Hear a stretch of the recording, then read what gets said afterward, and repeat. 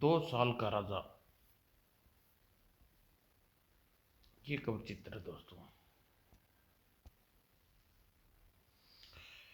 मल्ल्यागढ़ का राजा किरीट को शिकार खेलने में बहुत शौक था। राजकाज से फुर्सत मिलते ही वह शिकार पर निकल पड़ता। आज वह वेक्टा वन वेक्टनचल वन में शिकार खेलने आया हुआ था। वन में शिकार के पीछे घूमते घूमते किरीट सिंह बुरी तरह थक गया। बहुत थक गया हूँ, कुछ देर पेड़ के नीचे बैठकर सुस्ता लूं। यह सोच वह पेड़ के नीचे सुस्ताने लगा। तभी उसकी नजर विचित्र तोते पर पड़ी। ओह, कैसा तो अद्भुत पतरंगा तोता है। ऐसा तोता मैंने आज तक नहीं देखा। इसे पकड़ना चाहिए। दबे पांव वह आगे बढ़कर तोते को पकड़ना चाहा, पर तोता फुर से उड़ गया। ओह, यह तो उड़ गया। यह ऐसे हाथ नहीं आएगा। इसे तीर से घायल करना पड़ेगा। वह हाथ ये तब ये हाथ आएगा। यह सोच कीर्ति सिंह ने धनुष बाण संभाला और घोड़े में बैठा और तोते के पीछे हो लिया। अब तोता आगे आगे, कीर्ति सिंह पीछे पीछे। तभी आकाश में उड़ता पतंगा तोता गायब हो गया। अरे, तोता कहाँ गया? अभी तो एक क्षण पहले तो वह आकाश में उड़ रहा था। हैरत में डूबा आकाश की ओर देख रहा था कि राजन, आप इस प्रकार आश्चर्य से आकाश में क्या देख रही है? राजा करीत करीत सिंह चौंक पड़ा, उसकी ओर देखा। कौन हो तुम? राजन, मेरा नाम लीलाधर है। मैं एक बेलिया हूँ। पक्षी पकड़ कर बेचना मेरा धंधा है। मैं इसी वन में झोपड़ी में रहता हूँ। वह युवक बेलिया है, पक्षी पकड़ना इसका धंधा है। यह पतंग के तोते के विषय में अवश्य जानता होगा। यह सोचकर लीलाधर ने कहा, लीलाधर, मैं तुमसे कुछ पूछना चाहता हूँ। पूछिए राजन, मैं आपकी किसी भी काम आ सकता हूँ तो मुझे खुशी होगी। लीलाधर, मैं मल्लगढ़ का राजा कीर्ति सिंह हूँ। इस वन में शिकार खेलने आया था। यहाँ वन पर 5 रंगों वाले तोते को देखा तो उसे सोचा पकड़ लूं, पर न जाने वह कहाँ ओझल हो गया। क्या तुम उस पतंगे तोते के विषय में कुछ जानते हो? ओ राजा, ओ राजन, वह पतंगा तोता कोई साधारण तोता नहीं। वह कुछ दिनों से इसी वन में दिखाई देने लगा है। मैंने कई बार उस तोते को जाल में फंसाना चाहा, पर वह बहुत चालाक है। एक बार वह मेरे जाल में फंसा। लीलाधर की बात पतंगे तोते ने हम पर जादू सा कर दिया है। उसे बुलाना, उससे लुभावना रूप अभी तक हमारी आंखों के सामने डोल रहा है। हमें हर हाल में वह तोता चाहिए। क्या तुम हमारा यह कार्य कर सकते हो? राजन, पतंगे तोते को पकड़ना है तो मुश्किल काम, पर मैं आपके लिए पकड़ने की कोशिश करूंगा। ठीक है, हम तुम्हें 8 दिन का समय देते हैं। 8 दिन समय अंदर ही तुम पतंगा तोता पकड़ लिए तो हमारे पास नहीं आए तो तुम्हारी गर्दन उड़ा देंगे। महाराज का हुक्म शर्माते पर लीलाधर ने यह आदेश कीर्ति सिंह मल्लगढ़ की वापस लौट आया। मल्लगढ़ लौटकर उसने राजकीय सुनार हरि सिंह को बुलाया। एक रतनजित पिंजरा बनाइए। पिंजरे 2 दिन में बनकर तैयार हो जाना चाहिए। जो गया उधर केरटावन में। लगता है मेरा जीवन के दिन पूरे हो गए। पतंगे तोते को पकड़ना असंभव कार्य है। आज 8 दिन पश्चात राजा कीर्ति सिंह मेरे हाथों, मेरी मौत निश्चित है। वह विचार आते ही भय से कांप उठा। उसी रात उसे नींद नहीं आई। पूरी रात करवटें बदलते गुजारी। रात बीतने पर जब भोर हुई तो होने वाली थी तो उसकी आंख लग गई। उसे सपना देखा। बापू तुम? हाँ लीलाधर, तुम्हें परेशानी देख मुझसे रहा नहीं गया और मैं तुझे सपने में आना पड़ा। सुन, पतंगे तोते को लेकर चिंता है ना? हाँ बापू, पतंगा तोता तो मेरी जान का जंजाल बन गया है। अगर मैं उसे 8 दिन के अंदर अंदर नहीं पकड़ पाया तो बल्लगढ़ का राजा कीर्ति सिंह मुझे मौत के घाट उतार देगा। ऐसा नहीं होने दूंगा। तब ना, सुन, पतंगे तोते को पकड़ने के लिए तुझे एक अदृश्य जाल बुनना होगा। तभी तुम उसे से में सफल होगा। अदृश्य जाल कैसे और किस वस्तु का बनता है बापू? इस विषय में तो मैं कुछ नहीं जानता। उसी विषय में तो तुझे बताने आया हूँ लीलाधर। सुन, झोपड़ी के दक्षिण दिशा में चलने पर लाल रंग के पत्तों वाली एक झाड़ी है। उसके पत्तों को ओखली में कूटकर पत्तों गुद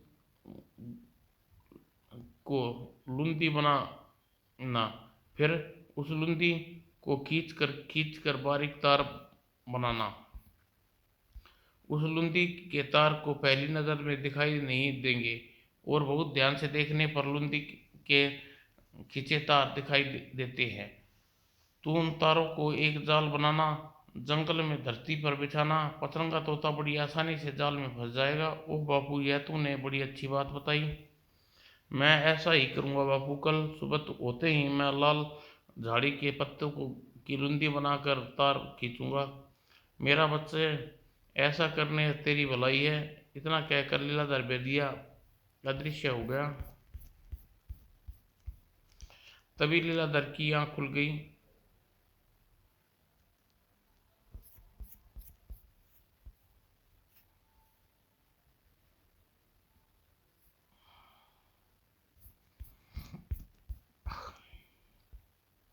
ओह, क्या मैं सपना देखा? क्या सपने में मेरे स्वर्गीय बापू जगाधर मुझे अदृश्य जाल बनाने के बारे में बताने आए थे?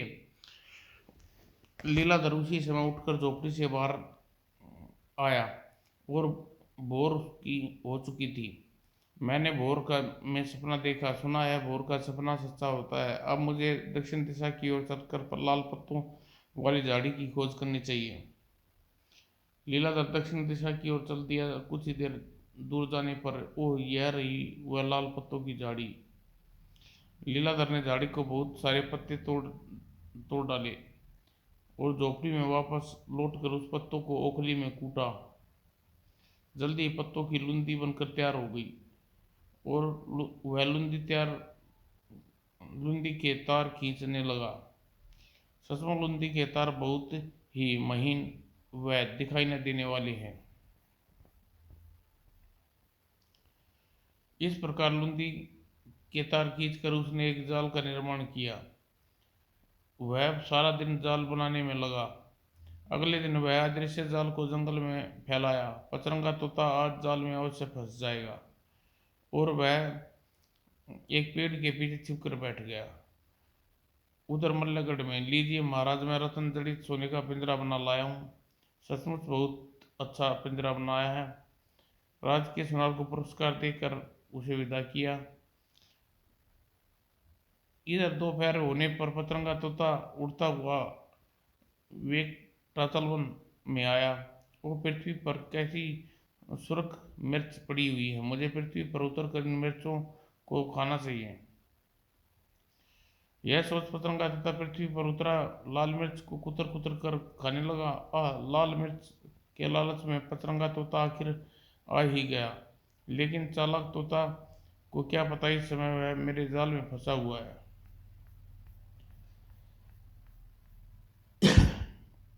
लाल मिर्च खाने के पश्चात पतंगा तोते ने उड़ना चाहा। अरे यह क्या, मेरा पंजा किसी वस्तु में फंसा हुआ है, चाहकर भी नहीं उड़ पा रहा।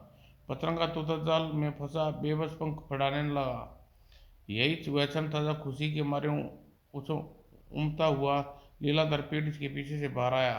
वह बापू द्वारा बताई गई चाल कामयाब हुई।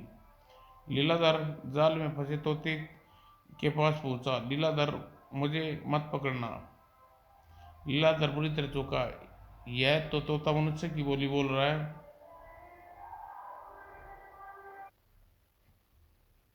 लीलाधर को हैरत में पड़े देखकर तोता पुनः बोला।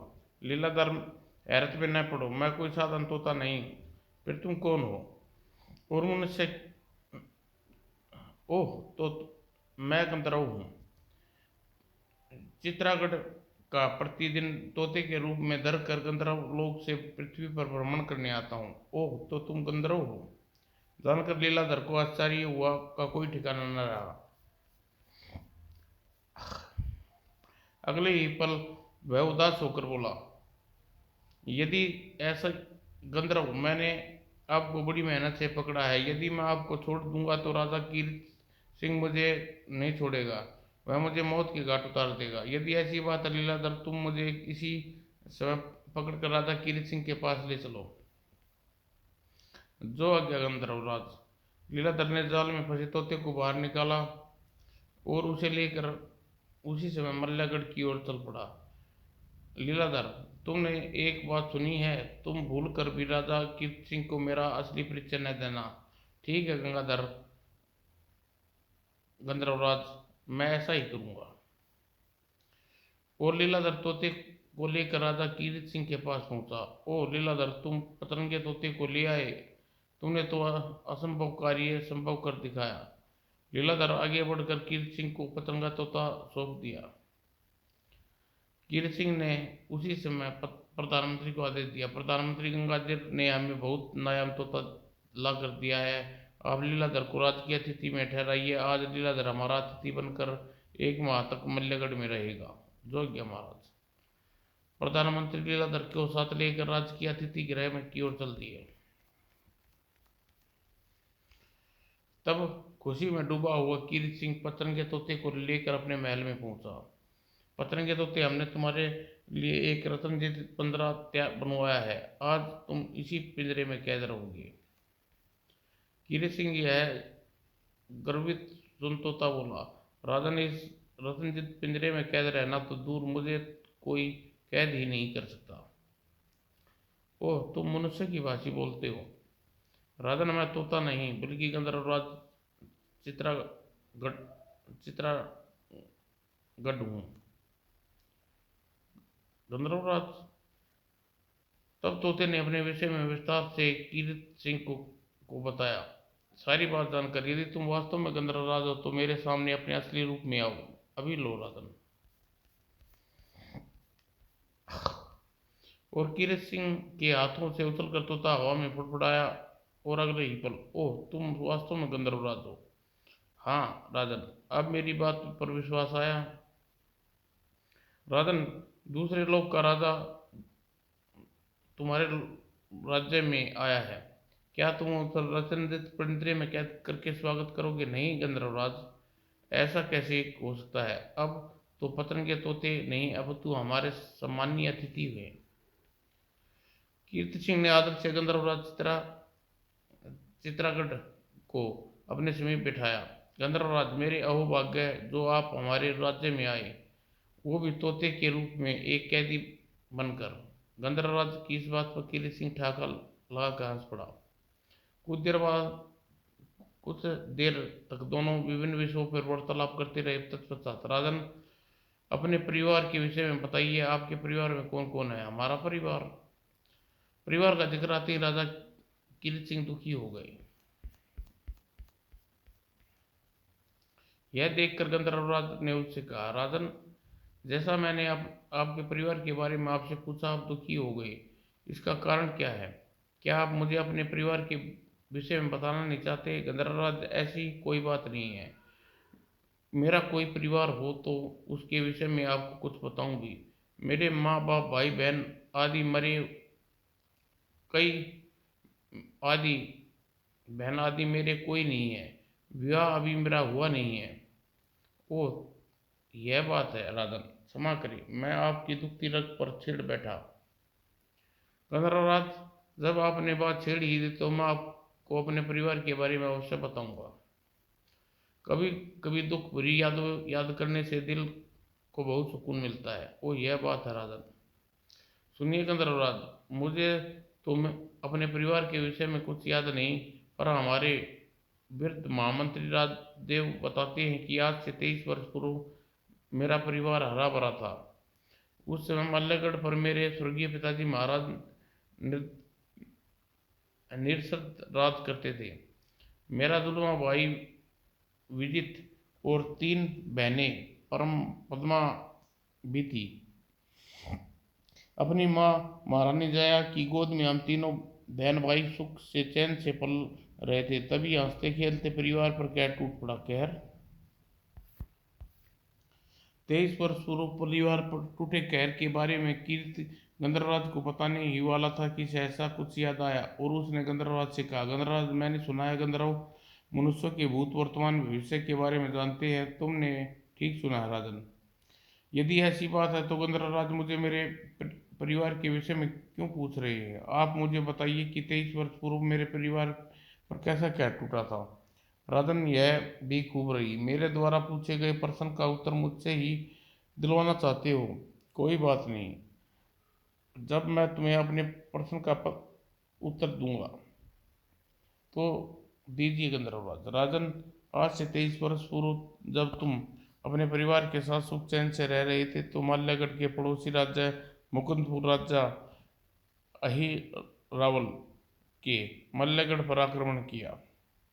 तुम्हारे पिताजी राजा निरथ शांति प्रिय थे। उस समय उसके पास वैसा सेना कम थी और मकनपुर के राजा के पास शक्तिशाली सेना थी। दोनों राज्य में सेनाओं में भयंकर युद्ध हुआ। शत्रु सेना ने राजा निरथ को बहुत सी सेना को नष्ट कर दी और इसी संग्राम में राजा निरथ मारे गए। ओह महाराज, पर अहिल अहिरावल ने वार कर दिया। हाँ हाँ, नीरज मारा गया। अब ये देश पर मेरा अधिकार है। राजा नीरज को वीरगति पाते ही महामंत्री राजदेव चौके, महाराज तो दिवंगत हो गए हैं। निश्चित ही राजा अहिरावल मल्लगढ़ के महल पर आक्रमण करने, महारानी जया और बच्चों को मारने का प्रयत्न करेगा। इससे पहले अहिरावल अपनी योजना पर सफल हो मुझे महल जाकर सिर दी महारानी और रानी को जानकारी देनी चाहिए। यह सोचते प्रधानमंत्री राजदेव अपना घोड़ा युद्ध भूमि से राजमहल की ओर दौड़ा दिया।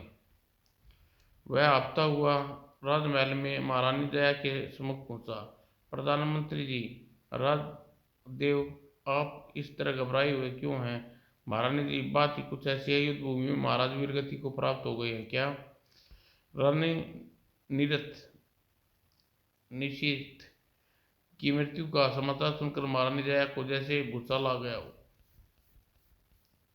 उसके मुंह से दुख भरा उत्तर उतर गया। यह देख महारानी, एक वीर की मौत, महाराज एक वीर की मौत मरे है और फिर आप एक महारानी है। महारानी, आप इस हिम्मत से काम ले और अपनी और बच्चों की रक्षा करें। दुश्मन कुछ क्षणों में यहीं आने वाला है। ओह, तब मैं क्या करूं प्रधानमंत्री जी? महारानी जी, आप दोनों राजकुमारों और राजकुमारियों को लेकर सिर मल्लगढ़ से दूर चली जाए। राज्य के उत्तराधिकारी के प्राणों की रक्षा होगी और इस समय बहुत आवश्यक है। तो क्या कारों की तरह राज्य छोड़कर चली जाऊं प्रधानमंत्री जी? महारानी जी, इसके सिवा कोई चारा नहीं है। आप देरी न करें, दुश्मन यहाँ किसी भी पल आ सकता है। आप सिर्फ गुप्त द्वार से महल से दूर शिवालिक की पहाड़ियों वाले जंगल में चली जाए। वस्तुस्थिति के अनुसार होने पर मैं सिर्फ आपसे मिलने शिवालिक की पहाड़ियों वाले जंगल में आऊँगा और जब वापस मल्लगढ़ चली आना। परंतु तुम इस समय ठीक कह रहे हो प्रधानमंत्री जी, हमें ऐसा ही करना चाहिए। लेकिन युवराज कीर्ति सिंह इस समय यहाँ नहीं है। दासी उसे राजकीय उद्यान में घुमाने ले गई है। ओह महारानी जी, जब मैं आपको कैसे समझाऊं, हमारे पास ज़्यादा समय नहीं है। दुश्मन कभी भी यहाँ आकर कुछ भी कर सकता है। सहसा कुछ सोचकर महारानी से बोला, महारानी, युवराज कीर्ति सिंह को उद्यान से बुला लाने में अब समय नहीं है। आप छोटे राजकुमार और राजकुमारी को लेकर चले जाइए। युवराज कीर्ति सिंह की सुरक्षा का जिम्मा मेरा रहा। मैं उसका बाल विवाह का नहीं होने दूंगा। आप निश्चिंत होकर युवराज कीर्ति सिंह को मेरे भरोसे छोड़ जाइए। यह सुनकर महारानी ठंडी सांस भरती हुई बोली, आह, लगता है अब यही करना पड़ेगा। महारानी जया उसी समय वीर विजित और पद्मा को लेकर गुप्तवार से शिवालिक की पहाड़ियों की वाले जंगल की ओर चल दी।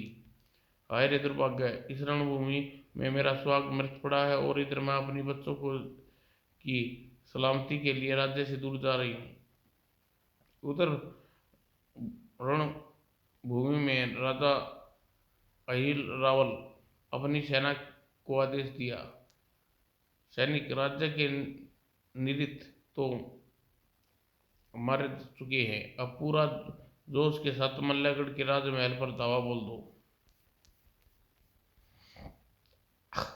अही रावल का आदेश देने की देर थी, सेना मल्लागढ़ के राजमहल की ओर दौड़ पड़ी। राजा नृत्य की सेना का मनोबल नृत्य की मृत्यु के साथ साथ टूट गया। अब दुश्मन सेना राजमहल को जीते जाते देख बुरी तरह कांप उठी। अब महाराज नृत्य का परिवार की खैर नहीं। क्रूर अहिरावल महारानी व बच्चों को भी महाराज की तरह मौत के घाट उतार देगा।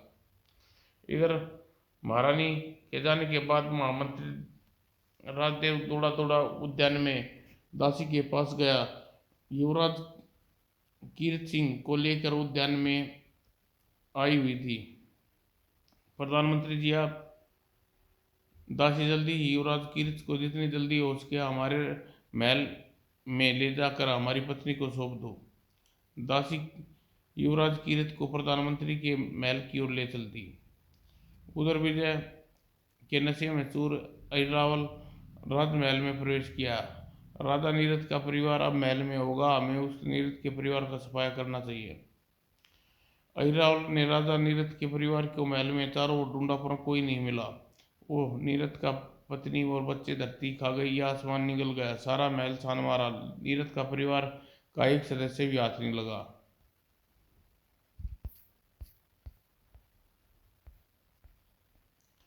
जलाया हुआ महल में घूम रहा था कि प्रधानमंत्री राजदेव हाथ जोड़े विनय पूर्वक कहा, महाराज, अब आप मल्लगढ़ के राजा हैं, अतः आपकी समस्या का हल करना मेरा परम कर्तव्य है। मैं जानता हूँ महाराज की नीरद की महारानी अपने बच्चों को इस समय कहाँ छिपी हुई हैं। कौन हो तुम राज्य के नीरद परिवार के बारे में कैसे जानते हो? महाराज, मैं मल्लगढ़ का प्रधानमंत्री राजदेव हूँ। महारानी जया अपने दोनों पुत्रों और पुत्री के साथ इस समय मेरे महल में छिपी हुई है। ओह, तो यह बात है, तभी तो महल में हमें राजा नीरद का परिवार नहीं मिला।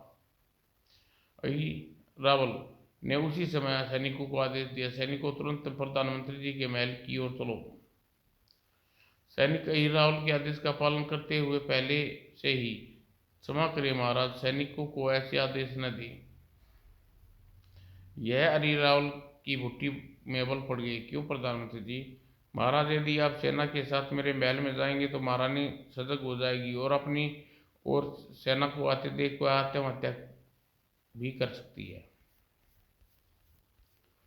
महाराज, यदि आप जानते हैं कि महारानी जया अद्वितीय सुंदरी है, मैं चाहता हूं कि आप उन्हें रानी बना ले, इसलिए आप अकेले ही जाए। वो ऐसी बात है, हम अकेले ही तुम्हारे साथ तुम्हारे महल में रानी जया के पास चलते हैं। प्रधानमंत्री जी, सेना को वहीं छोड़ा अहिरावल अकेला ही प्रधानमंत्री जयदेव के साथ चल पड़ा। अहिरावल को ले जाकर अपने महल के गुप्त कक्ष में पहुंचा। महाराज, महारानी जया इसी महल कक्ष में बच्चों के साथ है, इसके द्वार पर चले जाइए। और क्या तुम हमारे साथ कक्ष में नहीं चलोगे प्रधानमंत्री? नहीं महाराज, मैं नहीं चाहता आप महारानी को बिल्कुल एकांत में मिलें। ओह प्रधानमंत्री जी, लगता है तुम बहुत ज्यादा बुद्धिमान हो। और फिर अहिरावल मुस्कुराता हुआ कक्ष के द्वार में घुसा। आह, किसे पता है मल्लगढ़ के साथ हम महारानी जया जैसी आदित्य सुंदरी को भी मिल लेगी। और अहिरावल जैसे ही कक्ष में प्रवेश किया, सटाप, ओह, अहिरावल तत्काल ही मुड़कर देखा। ओह, यह तो द्वार बंद हो गया। पर आखिर प्रधानमंत्री ने द्वार बंद किया है। यह सुनकर राजदेव बोला, प्रधानमंत्री जी, यह क्या बेहूदगी है? अहिरावल, बेहूदगी नहीं, जो मैंने की है बेहूदगी नहीं, तुम कर चुके हो और करने जा रहे हो। क्या मतलब? अहिरावल, तुमने यह कैसे सोच लिया कि तुम जैसे दुष्ट राजा महारानी जया स्वीकार कर सकती है? मूर्ख, मैं भला तुम्हें इस प्रकार महारानी के पास लाता? यह सुनकर अहिरावल का माथा ठनका। ओह, लगता है मेरे साथ धोखा हुआ है। प्रधानमंत्री गुस्से में उबलता हुआ बोला, अरे राहुल, तूने हमारे महाराज को मार कर अब अक्षय अपराध किया है। इस अपराध की सजा तुझे मिलेगी। तू इसी कक्ष में भूखा प्यासा सड़कर मरेगा। ओह, मैं इस चालाक प्रधानमंत्री के कुचक्कर में बुरी तरह फंस गया हूँ। इस कैद से बाहर निकला जाए। कुछ देर सोचकर वह राजा देव से बोला, प्रधानमंत्री जी है, हमारे साथ इस प्रकार हंसी ठिठोली न करो। जल्दी हमें कक्ष से बाहर निकाल दो। हम वादा करते हैं कि माल्यगढ़ का राजा बनाकर हम अपने राज्य वापस लौट जाएंगे। थूकता हूँ तुम्हारे इस प्रस्ताव पर। अहि रावल, तुमने इस तुमने यह सोच कैसे लिया कि अपनी मातृभूमि से गद्दारी करके मैं तुम्हें कक्ष से बाहर निकाल दूंगा? अब तुम मर कर ही इस कक्ष से बाहर निकलोगे। इतना कहकर घृणा से आई रावल की ओर देखा और तेजी से महल की बाहर निकल गया। अपने महल से बाहर आकर वह चिल्ला चिल्ला कर कहना शुरू कर दिया, माल्यगढ़ के बच्चे देशभक्तों, मंदपुर के राजा अहिरावल अब हमारी कैद में है। इस अवसर का लाभ उठाओ। एकजुट होकर सेना पर धावा बोलकर उसे माल्यगढ़ से बाहर खदेड़ दो। मेरे बहादुर साथियों, याद रखो, जान पर खेल कर हम इस देश की रक्षा करनी है। अपने खून का एक एक कतरा देश के लिए बहा दो। और कुछ देर बाद विशाल जनसमूह प्रधानमंत्री से कह रहा था, प्रधानमंत्री जी, मत समझो कि हम अकेले हैं। हम सब आपके साथ हैं। तो आओ मेरे साथ चलो। और अगले ही पल जोश ओत प्रोत विशाल जल सबूत प्रधानमंत्री के नेतृत्व में महल की ओर बढ़ रहा था। राजमहल पहुंचकर प्रधानमंत्री के नेतृत्व में माल्यगढ़ का विशाल जन समूह दुश्मन सेना पर कैर बनकर टूटा। शाबाश मेरे बहादुर साथियों, दुश्मन को मौत के घाट उतार दो। एक भी दुश्मन बच कर न जाने पाए। ऐसा ही हुआ। कुछ देर में अहिर रावल की सेना मल्लगढ़ के मतवाले देशभक्तों ने सफाया कर दिया। उधर गिरती पड़ती महारानी दया शिवलिक की पहाड़ी उस वाले जंगल में पहुंची। माँ, बहुत प्यास लगी है। मेरी बच्ची, प्यास तो मुझे भी लग रही है। महारानी दयानंद ने विराजित को गोद में से उतारा और एक पेड़ की छांव में लिटा दिया। कुछ देर बाद पेड़ के नीचे बैठे विश्राम किया। तत्पश्चात, पद्मा, तुम यहीं भाई के पास बैठो, मैं पानी ले की खोज में जाती हूँ। अच्छा माँ। दोनों को वहीं छोड़कर महारानी दया पानी की खोज में चल पड़ी। पानी की खोजने के पश्चात, वह भगवान ने मुझे मेरी पुकार सुन ली। वो जया एक पत्ते का तोड़कर पानी का एक दोना बनाया और उसने उस दोने में पानी भरा। तभी एक अत्यंत जहरीला उसने तत्काल ही जया को अपना असर दिखाया। आह, अगले ही पल नदी के तेज धारा में बहकर दूर चली गई। और इधर माँ पानी की खोज में गए काफी देर हो गई है, अब वापस क्यों नहीं लौटी? मुझे उसकी खोज करनी चाहिए। वह सोच विजित को वहीं पेड़ के नीचे लेटा छोड़कर पद्मा जया की खोज में चल दी। और वह जया की खोज में कुछ ही दूर पहुंची थी कि उसे नन्ही पद्मा को पकड़कर खा गया। और उधर नन्हे विराजित की आंख खुली तो अकेला पाकर वह रोने लगा।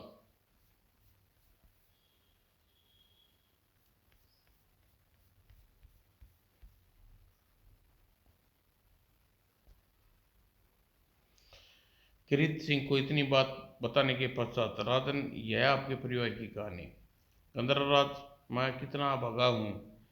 पिता शत्रु के हाथों मारे गए, माँ सांप ने डस लिया, बहन को शेर मार कर खा गया और भाई, जुड़वा भाई का कोई पता नहीं। न जाने 23 वर्ष पूर्व वह जंगल में क्या बीती होगी।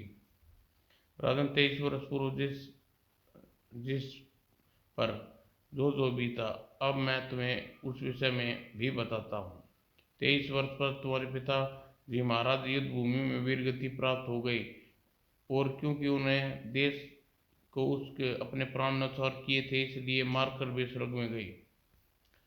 तुम्हारी माँ सर्प ने काटा, बेहोश होकर नदी में गिर पड़ी। वह नदी बेहोश अवस्था में बहुत दूर तक नदी में लहरों के सहारे तैरती चली गई। बहुत दूर तक पानी में रहने से उस पर विष का प्रभाव उतर गया। वह होश में आने पर वह अपने स्मृति खो चुकी थी। तो क्या मेरी माँ जीवित है गंधर्वराज? हाँ राजन, होश में आने पर वह और स्मृति खोने पर वह वन विवन नगर नगर भटकने लगी। कुछ खाने को मिल जाता तो खा लेती, वरना भूखे पेट खुले आसमान के नीचे सो जाती। गंधर्वराव जी, इस समय मेरी माँ कहाँ है? राजन, इस समय तुम्हारी माँ यहीं से 50 कोस दूर बने दीनापुर राज्य में दीनापुर की सड़कों पर कहीं अपने भीख मांगने हुए मिल जाएगी।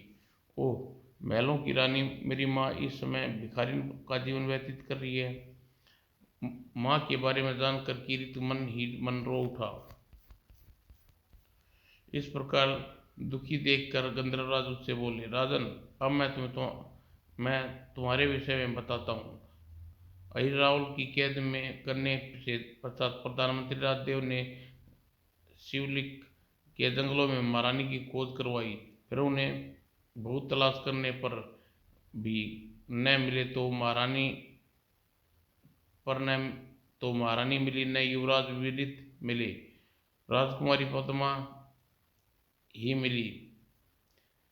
तब और कोई चारा न देख उन्होंने मल्लगढ़ के राजा बनाकर आपको मल्लगढ़ का राजा बनाकर, पर आप चूंकि अपने अत्यंत छोटे थे, इसलिए आपको संरक्षण बनकर प्रधानमंत्री ने 20 वर्ष तक मल्लगढ़ पर राज संभाला। फिर अपने युवा होने पर प्रधानमंत्री राजदेव ने राजकाज आपके हाथों में सौंप दिया। गंधर्वराज, प्रधानमंत्री जी राष्ट्रभक्त व कर्तव्य परायण व्यक्ति किसी से नहीं छिपी है। उन्हीं के प्रताप से आज मैं विधि पूर्वक मल्लगढ़ का राज चल रहा है। प्रधानमंत्री राजदेव मेरे लिए आदर के पात्र हैं। राजन, अब मैं तुम्हारी बहन पद्मा के विषय में बताता हूँ। मरकर उसने 1 वर्ष पश्चात प्रधानमंत्री राजदेव की पत्नी ललिता की कोख से जन्म लिया था। तो क्या प्रधानमंत्री राजदेव की पुत्री विनीता पूर्व जन्म में मेरी बहन पद्मा थी? हाँ राजन, विनीता ही पद्मा पूर्व जन्म में तुम्हारी बहन पद्मा थी। वो दूसरे जन्म में भी मेरी बहन ने अपने ही राज्य में जन्म लिया। राजन, अब मैं तुम्हें तुम्हारे भाई के विजित के बारे में बताता हूँ। पद्मा से उसे छोड़कर जाने पर जब वह नींद से जागा तो वह घबरा कर रोने लगा। उसी समय वहां से जगाधर नाम का भेलिया गुजरा। भेलिया वन में विजित को अकेला रोते देखकर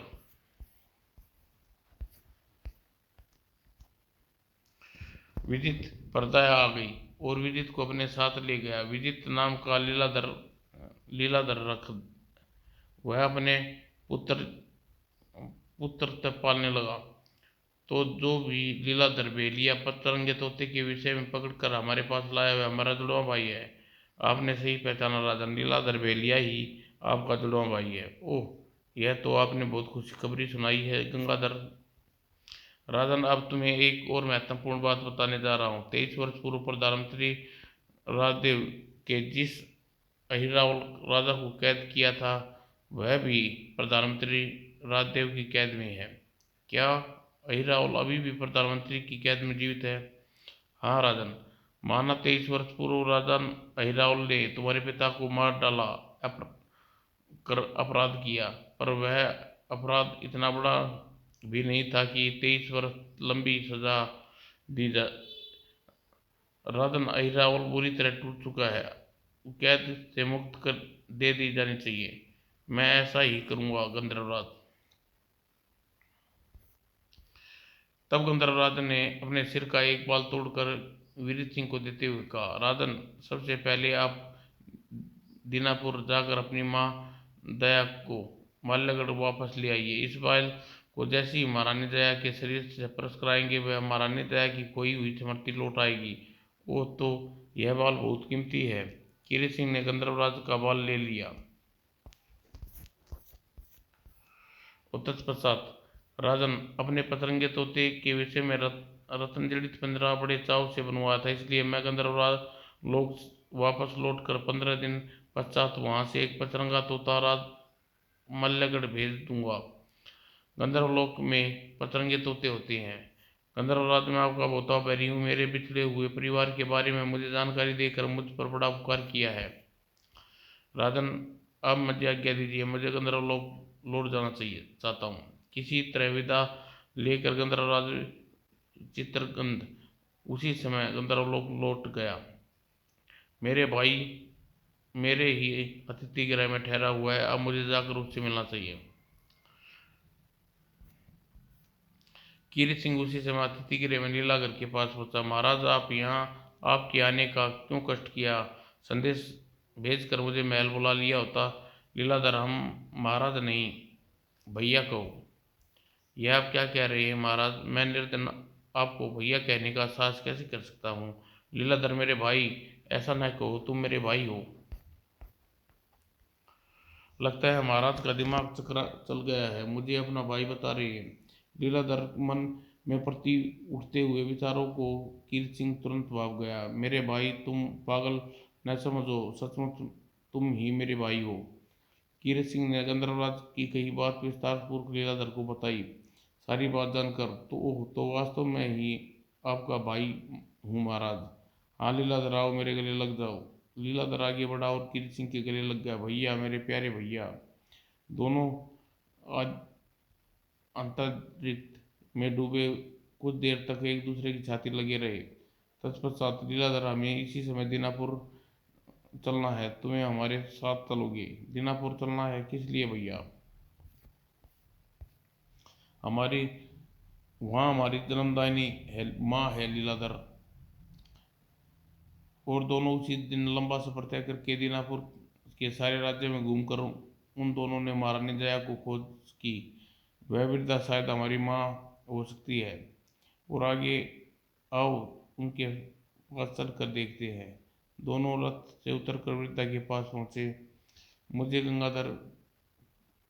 गंगाधर का दिया बाल इस वृद्धा के शरीर से स्पर्श करवा कर देखना चाहिए। किसी कीरित ने देव से बाल निकाला और वृद्धा के कंधे पर स्पर्श किया। अगले ही पल मानो सोते से जागी कीरित के रथ के ऊपर लहरती पताका देख वह बुरी तरह चौंकी। माल्यागढ़ की राजसी पताका, ऐसी पताका तो माल्यागढ़ के राजा के रथ पर फहरती है। ओह, यही हमारी माँ है। दोनों तत्काल ही वृद्धा के चरणों में झुक गई। अरे कौन हो तुम? मेरे पांव क्यों छू रहे हो? हाँ माँ, हम दोनों वर्षों पूर्व तुमसे बिछड़ गए थे। कीरित और विजय विजित सिंह, हम तुम्हें लेने आए हैं। चलो माँ, मल्लगढ़ वापस चलो। अपने दोनों पुत्रों के सामने देखकर जया खुशी का ठिकाना न रहा। कुछ देर में बाद में वह रथ से मल्लगढ़ की ओर चल पड़ी और मृत पूर्व जन्म के बारे में बताया। ओह पद्मा, मुझे बहुत दुख हुआ। मल्लगढ़ में ही जन्म लिया है। दोनों सिद्ध मल्लगढ़ जा पहुंचे। प्रधानमंत्री राजदेव ने जब महारानी जया और लीलाधर के रूप में विजित को जीवित देखा तो खुशी से सीमा न रही। महारानी जी, मुझे यह देखकर बहुत खुशी हुई कि एक डाल पर से उड़ पंछी तुरंत कुछ समय बाद डाल पर लौट बैठ आई। प्रधानमंत्री जी, तुम्हारे यह जानकर और भी खुशी होगी। 23 वर्ष पूर्व मरने मरने के 1 साल पश्चात राजकुमारी पद्मा ने विनीता के रूप में आपके घर जन्म लिया।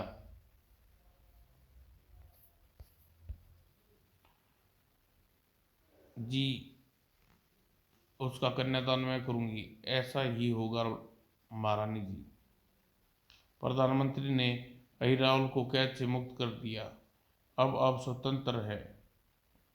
मन मर्दनपुर भिजवाने का प्रबंध कर देता हूँ। बेटा कीरित, मैं मर्दनपुर वापस जाकर क्या करूँगा? मैं बहुत पाप किए हैं, इसलिए अब हिमालय पर जाकर शेष जीवन व्यतीत करूँगा।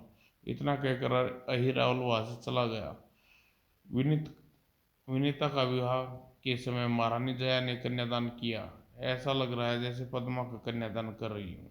कीरत सिंह अपने बिछड़े हुए परिवार को पाकर खुश था। कुछ समय बाद उसका विवाह पंतगढ़ की राजकुमारी मुंद्रला के साथ हो गया। पत्नी व परिवार सुखपूर्वक रहने लगा। समाप्त।